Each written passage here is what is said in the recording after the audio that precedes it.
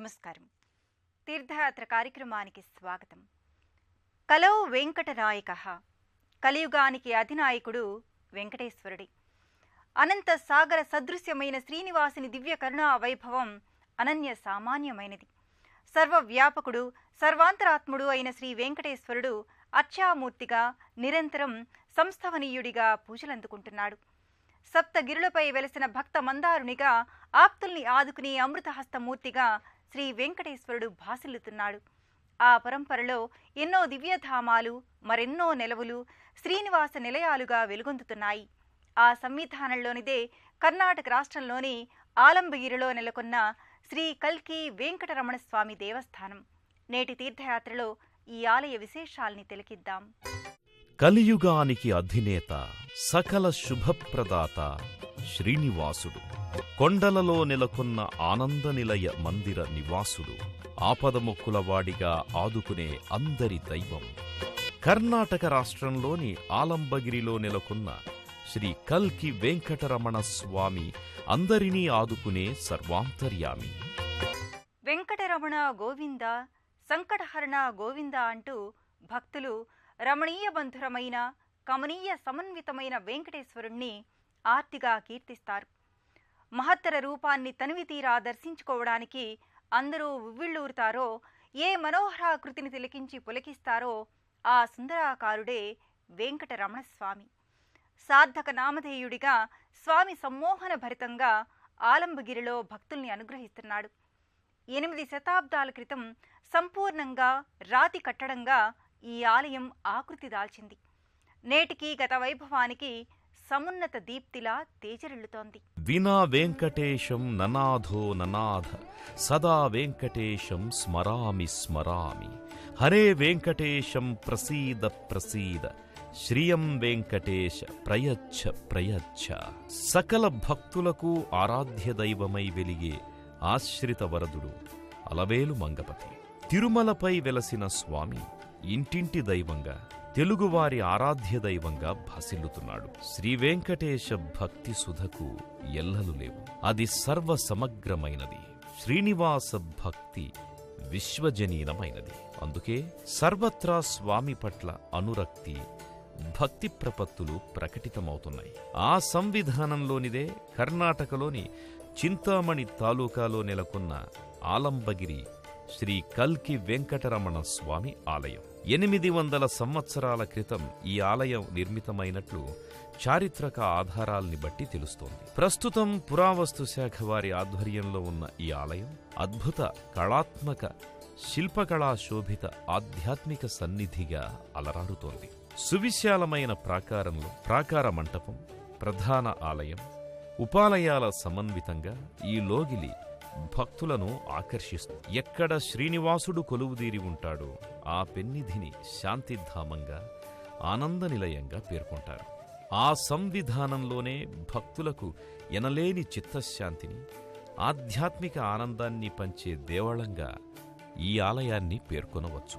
800 సంవత్సరాలకు పైబడి చరిత్ర ఉన్న ఈ ఆలయం శిథిలావస్థకు చేరుకోగా, అలనాటి సంప్రదాయ కళా వైభవం ఏమాత్రం వన్నె తగ్గకుండా ఎంఆర్ జయరాం అనే స్వామివారి భక్తుడు ఎన్నో వ్యయ ప్రయాసల కోర్చి ఆలయాన్ని సంపూర్ణంగా పునరుద్ధరించాడు. 100 ఏళ్ల నాటి చారిత్రక వారసత్వం కొనసాగింపుగా నేటికీ ఈ ఆలయం భక్తులను విశేషంగా ఆకర్షిస్తోంది. ఆలయ ముఖమంటపం, గోపురాలపై విష్ణులీల విన్యాసం, దశావతారాల వైభవం ప్రకటితమవుతాయి. శ్రీదేవి భూదేవి సమేత శ్రీ వెంకటేశ్వర దివ్యమంగళ మూర్తులు ముఖమంటపంపై గోచరమవుతాయి. ఆలయ ప్రాంగణమంతా పరిశీలిస్తే ఎంతో ప్రశాంతతకు, అంతకు మించిన తాదాత్మ్యత ఉట్టిపడే ఆధ్యాత్మికత పరిఢవిల్లుతాయి. భక్తజనులందరికీ ఈ ఆలయ దర్శనం మరపురాని అనుభూతిని కలిగిస్తుంది. సర్వం హరిమయం జగత్. ఈ సృష్టి అంతా హరి అంశి. తన భక్తుల్ని ఉద్ధరించటానికి కలియుగ వరదునిగా వెంకటేశ్వరుడు దివి నుంచి భువికి దిగివచ్చాడు. గర్భాలయంలో అత్యంత సౌందర్య భరితంగా, అసమాన దివ్య ప్రకాశితంగా వెంకటరమణస్వామి గోచరమవుతాడు. నీ భవ్యరూప దర్శనం సకల దురిత నివారితం అన్నట్లుగా దర్శన మాత్రం చేత భక్తుల పాపరాశుల్ని ధ్వంసం చేసే కల్కి రమణుడు కమనీయయుతంగా దర్శన భాగ్యాన్ని భక్తులకు అనుగ్రహిస్తున్నాడు. ఏకహస్త కటించైవ వామే శంఖంచ నిక్షిపేత్ దక్షిణే చక్రహస్తం చ ఏకం వైకుంఠహస్తకం పీతాంబరం ధరం దేవం నానాలంకార శోభితం శ్రీదేవి అలమేల్మంగా సంయుక్తం వెంకటేశ మహం భజే అంటూ భక్తులు పరిపరి విధాలుగా ఆరాధించుకునే యుగదైవం శ్రీవేంకటేశ్వరుడు. శ్లోకంలో వర్ణించిన రీతిలో శ్రీదేవి భూదేవి సమేతంగా భక్తజన పారిజాతమై సౌందర్య రసోపేతమూర్తిగా స్వామి గర్భాలయంలో దర్శనమిస్తాడు. ఎక్కడ తాను స్థానకరీతిలో అభివ్యక్తమవుతాడో అదే భక్తులకు ప్రత్యక్ష తిరుమల. ఆ సంవిధానంలోనిదే ఆలంబగిరి దివ్య సన్నిధి. భక్తులకు ఆలంబనగా ఆసరాగా నిలిచే ఈ నిలవు కొంగు బంగారమని చెప్పాలి. గర్భాలయాన వేంచేసి ఉన్న ఉభయ దేవేరుల సమేత శ్రీవేంకటేశ్వరుడు సంపూర్ణ కవచం, పుష్పమాలికలు, ఆభరణాల సహితంగా దర్శనమిస్తున్నాడు. సకల మానవులకు సన్మంగళాలు చేకూరాలని, లోక కళ్యాణం జరగాలని, సమస్త సృష్టి ఫలపత్ర పుష్పాదులతో శోభిల్లాలని, భక్తులందరికీ తాను అండగా ఆలంబనగా నిలవాలని ఆలంబగిరిపై అలమేలు మంగపతి ఆవిష్కారమయ్యాడు. ఆలంబగిరి భక్తులకు సార్థక నామధేయమైన దివ్యస్థలి. జీవన గమనంలో ఎదురయ్యే అన్ని అవరోధాల్ని అధిగమించటానికి ఆలంబనగా నిలిచే ఆత్మభౌడైన తిరుమలగిరి రాయుడు వేంచేసిన దివ్య సన్నిధి ఇది. శ్రీవేంకటేశ్వరుడు విష్ణువు అంశ. వినరో భాగ్యము విష్ణు కథ, వెనుబలమిదివో విష్ణు కథ అంటూ తరతరాల భాగ్య విశేషంగా విష్ణురూపధారిగా శ్రీనివాసుడు అవతరించాడు. కల్కి వెంకటరమణుడిగా భక్తులనుద్ధరిస్తున్నాడు. జీవన పథాన తమకు అండగా ఆలంబనగా నిలువమని భక్తులు ఎక్కడెక్కడి నుంచో ఈ క్షేత్రానికి తరలివస్తారు. కర్ణాటకలో అత్యంత చారిత్రక ప్రసిద్ధి పొందిన శ్రీవేంకటేశుడి ఆలయాల్లో ఇది శ్రేష్టమైనది. స్కంద విష్ణాత్మికా శక్తి ఇతి రీతి. శ్రీవేంకటేశ్వరుడు స్కంద విష్ణుమయ శక్తి అని స్కాంద పురాణం వివరిస్తోంది. సకల దేవతా శక్తుల సమన్వయ స్వరూపమే శ్రీనివాసుడు. అందరివాడిగా, అందరికీ అందుబాటులో ఉండేవాడిగా, ఎందెందు వెతికినా ఇందే ఉన్నానని ముందర నిలిచే భక్తమందారుడిగా స్వామి ప్రకటితమవుతాడు.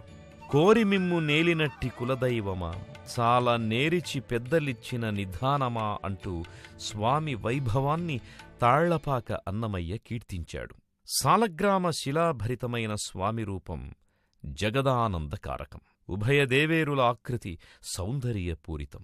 ఈ స్వామి దర్శనం కోసం, వెంకటరమణ స్వామి అనుగ్రహం కోసం, సకల మనోభీష్టాలు స్వామికి విన్నవించుకోవడం కోసం భక్తజనం ఈ ఆలయానికి ప్రతినిత్యం తరలివస్తారు. సకల సృష్టికి సిరి సంపదల్ని, లౌకికపరమైన శ్రేయస్సుల్ని అందించే సిరుల తల్లి శ్రీ మహాలక్ష్మి. లోకైక దీపాంకురాతు అయిన శ్రీ మహాలక్ష్మి ఈ ఆలయంలో పద్మాసన స్థితిగా గోచరం కావడం విశేషం. ఈ తరహా మహాలక్ష్మి అర్చామూర్తి ఎంతో అరుదుగా ఉంటుంది. లక్ష్మీదేవి బంగారు కల్పవల్లిగా, కోరిన వరాల సిరుల్ని అందించే వరదాయినిగా భక్తులకు దివ్య దర్శనమిస్తుంది. సమస్త రాజలాంఛనాలతో, పుష్పమాలికల సౌందర్య శోభతో వైభవ వర మహాలక్ష్మి భాసిల్లుతుంది. శ్రీ మహాలక్ష్మి నమోస్తుతే నమోస్తుతే సురేశ్వరి హరిప్రియే నమోస్తుతే నమోస్తుతే. సర్వదేవేశ్వరి అంటూ భక్తులు సంపదల తల్లిని కీర్తిస్తారు. కరుణామయి అమృతమూర్తి అయిన శ్రీ మహాలక్ష్మి సంపూర్ణ స్వర్ణ కవచయుక్తంగా పద్మాసన స్థితగా దర్శనమిస్తోంది. ఈ మహాలక్ష్మీదేవి మూర్తిని యోగ పద్మావతిగా వ్యవహరిస్తారు. అమ్మవారికి రాజలాంఛన చిహ్నమైన 2 గజరాజమూర్తులు ఇరువైపులా అమరి ఉన్నాయి. యోగం, యజ్ఞం, దేవతారాధన ఈ 3 ఏకోన్ముఖంగా శ్రీనివాస సన్నిధానంలో వ్యక్తమవుతాయి. ఈ 3 శక్తియుక్తుల్ని అనుగ్రహించే శ్రీమాత పద్మావతీదేవి. అమ్మవారి శీర్ష భాగాన పుష్పమాలికల సౌందర్యం మరింత శోభస్కరంగా ఆకట్టుకుంటుంది. మంగళ నీరాజనపు వెలుగు జిలుగుల్లో శ్రీదేవిని వీక్షించడం ఓ మహత్తర అనుభూతి. మాతర్నమామి కమలే కమలాయతాక్షి శ్రీవిష్ణు హృత్కమలవాసిని విశ్వమాతః అంటూ ఆ సిరుల తల్లిని భక్తులు సభక్తికంగా కొలుచుకుంటారు. క్షీరసాగర మథనంలో ఆవిర్భవించిన చంద్ర సహోదరి శ్రీ మహాలక్ష్మి. క్షీరసాగర మథన సందర్భంలో అఖండమైన అనంతమైన వెలుగు ఆవిష్కృతమయ్యింది. ఆ వెలుగే లోకానికి ఎనలేని శక్తిని ప్రసాదించింది. ఆ వెలుగే దివ్యశక్తి మహాలక్ష్మి. సకల కళల మేళవింపుగా భువనేశ్వరీదేవి భువనమోహనంగా భక్తులను అనుగ్రహిస్తోంది. ఆలంబగిరి అద్భుతమైన ఆధ్యాత్మిక సన్నిధి. శ్రీనివాస మనోహరుడికి ఉపాలయాలుగా పలు దేవతామూర్తులు సన్నిధానాలు వర్ధిల్లుతున్నాయి. రమణీయమయమైన కట్టడాలతో, ప్రాకార మంటపాలతో ఆలయ శిల్పకళా సౌందర్యం మరోవైపు చూడముచ్చటగా ఆకర్షిస్తుంది. 800 సంవత్సరాల నాటి శిల్పకళా రీతి నేటికి చెక్కు చెదరకుండా భక్తుల్ని మంత్రముగ్ధుల్ని చేస్తుంది. ఆలంబగిరిలోని శ్రీ కల్కి వెంకటరమణ స్వామి వారి ఉత్సవమూర్తికి ఇరు దేవేరులకు ప్రత్యేక నిత్య నైమిత్తిక పూజాధికాలు ఘనంగా కొనసాగుతాయి. శేషవాహనంలో ఉభయ దేవేరులతో కూడిన మలయప్ప స్వామిని వేంచేపు చేయించి ఉత్సవ విశేషాలను నిర్వహిస్తారు. ఆళ్వార్ల మందిరంలో పన్నిద్దరాళ్వార్ల 12 ప్రతిమలు అలంకృతంగా గోచరమవుతాయి. ఆలయం వెలుపల జంటనాగుల విగ్రహాకృతులతో పాటు సప్తశీర్ష సుబ్రహ్మణ్య స్వామి విగ్రహాకృతి కూడా దర్శనీయమవుతుంది. అద్భుత కళాకౌశలం, నిర్మాణ వచో వైభవంతో అలరారే ఈ ఆలయం శిల్పకళా పెన్నిధి. ఆలయం గోడలు, రాతి స్తంభాలు, పైకప్పు, కుడ్యాలు, ముఖమంటపాలు ఇలా సర్వే సర్వత్రా శిల్పకళా విన్యాసంతో ఆలయం ఆశాంతం ఆకర్షణీయంగా భక్తులను ముగ్ధుల్ని చేస్తుంది. ఈ ఆలయానికి సంబంధించిన మరో విశేషం ప్రధానాలయానికి ప్రదక్షిణా మార్గం. ప్రధానాలయానికి ప్రదక్షిణా మార్గం ఆలయ అంతర్భాగంలోనే ఉండడం విశేషం. ఈ తరహా ప్రదక్షిణా పథం అమరిక ఎంతో అరుదుగా ఉంటుంది. భక్తులు ఎండా వానలతో నిమిత్తం లేకుండా స్వామివారికి ప్రదక్షిణా విధిని నిర్వహించుకునే వెసులుబాటు ఈ అమరిక వల్ల చేకూరుతోంది. ఆలంబగిరి కల్కి వెంకటరమణ స్వామి ఆలయాన్ని పరిశీలిస్తే ఎందరో రాజవంశీకులు క్రమక్రమంగా నిర్మించి వారి శిల్పకళా వైభవానికి తగిన రీతిలో అభివృద్ధి చేసినట్లు స్పష్టమవుతోంది. శిల్పకళా సమాహార రీత్యా భిన్నమైన శైలులు, శిల్పాలు గోచరమవ్వడం ఇక్కడి ప్రత్యేకత. కైవార తాతయ్య అనే సద్గురువు ఎంఆర్ జయరాం అనే శ్రీవారి భక్తుడికి స్వప్న సాక్షాత్కారమై శ్రీవారి ఆలయాన్ని పునరుద్ధరించమని ఆదేశించాడు అంటారు. గురూజీ ఆదేశాలకు అనుగుణంగా ఆలయాన్ని పునరుద్ధరణ చేశారని స్థల పురాణం తెలియజేస్తోంది. చారిత్రక ప్రసిద్ధి పొందిన ఆలంబగిరి శ్రీ కల్కి వెంకటరమణస్వామి దివ్య సన్నిధి నిత్య కళ్యాణం పచ్చతోరణంగా అలరారుతోంది. ఏడాది పొడవునా స్వామివారికి, అమ్మవారికి, ఉపాలయాల్లోని దేవతలకు ఉత్సవ పరంపర కొనసాగుతుంది. చైత్రమాసంలో శ్రీవారికి వార్షిక బ్రహ్మోత్సవాలు నిర్వహిస్తారు. ఆలంబగిరి శ్రీ కల్కి వెంకటరమణ స్వామి ఆలయంలో నిత్యోత్సవాల నుంచి మొదలుకొని బ్రహ్మోత్సవాల వరకు కమనీయంగా కొనసాగుతాయి. శ్రావణ మాసంలో విశేషోత్సవాలు, ముక్కోటి ఏకాదశి, ద్వాదశి, శ్రీకృష్ణ జన్మాష్టమితో పాటు శ్రీవైష్ణవ సంబంధిత పర్వదినాలన్నీ ఘనంగా నిర్వహిస్తారు. ప్రతి సంవత్సరం చైత్రశుద్ధ పౌర్ణమికి బ్రహ్మరథోత్సవం కొనసాగేలా, ఆనాటికి బ్రహ్మోత్సవాలు సుసంపన్నమయ్యేలా నవాహినికంగా 9 రోజుల పాటు నవరాత్రి బ్రహ్మోత్సవాలను ఈ ఆలయంలో నిర్వహిస్తారు. అద్దాల మంటపంలో ప్రతినిత్యం శ్రీవారికి, ఉభయ దేవేరులకు ప్రత్యేక ఊయలలో ఊంజల్ సేవ కొనసాగుతుంది. ఎన్నో విశేషాల సమాహారంగా తిలకించిన వారికి సౌభాగ్యకారకంగా ఈ ఆలయం శోభిల్లుతోంది. దర్శించిన వారికి ఆనందకారకమై వర్ధిల్లుతోంది. దేశంలోని ఏ ప్రాంతం వారైనా కర్ణాటక రాజధాని బెంగళూరుకి రోడ్డు, రైలు, విమాన మార్గాల్లో చేరుకోవచ్చు. అక్కడి నుంచి 87 కిలోమీటర్ల దూరంలో ఉన్న ఆలంబగిరికి కృష్ణరాజపుర, హోస్కోట్, తావర్కెరే, ముద్దనహళ్లి, తలగవరల మీదుగా ప్రయాణించి ఈ క్షేత్రానికి చేరుకుంటారు. హైదరాబాద్ నుంచి వెళ్లే భక్తులు జడ్చర్ల, కర్నూలు, అనంతపురం, పెనుగొండ, బాగేపల్లిల మీదుగా 551 కిలోమీటర్ల దూరం ప్రయాణించి చిక్బళ్లాపూర్ జిల్లా చింతామణి తాలూకాలో ఉన్న ఆలంబగిరి క్షేత్రానికి చేరుకుంటారు. విజయవాడ నుంచి వెళ్లే తీర్థయాత్రికులు గుంటూరు, దర్శి, కనిగిరి, కడప, రాయచోటి మదనపల్లెల మీదుగా 571 కిలోమీటర్ల దూరం ప్రయాణించి ఆలంబగిరి క్షేత్రానికి చేరుకుని శ్రీ కల్కి వెంకటరమణ స్వామిని దర్శించుకుని తరిస్తారు. శ్రీ వెంకటేశ్వర ఆరాధన కలియుగాన అవలంబించాల్సిన ప్రత్యక్ష ఆధ్యాత్మిక సాధన. శాశ్వతమైన బ్రహ్మానంద స్థాయిని అందుకోవాలంటే శ్రీనివాసుడి ఆరాధనే కలియుగాన శరణ్యం. చిత్త సంస్కారాల్ని పెంపొందింపచేసి సత్వగుణాన్ని ప్రకాశింపచేసే శ్రీనివాస భక్తి మనందరి హృదయాలలో పరంజ్యోతిగా వెలగాలని ఆకాంక్షిద్దాం. మరో క్షేత్ర సందర్శనతో మళ్ళీ కలుసుకుందాం. నమస్కారం.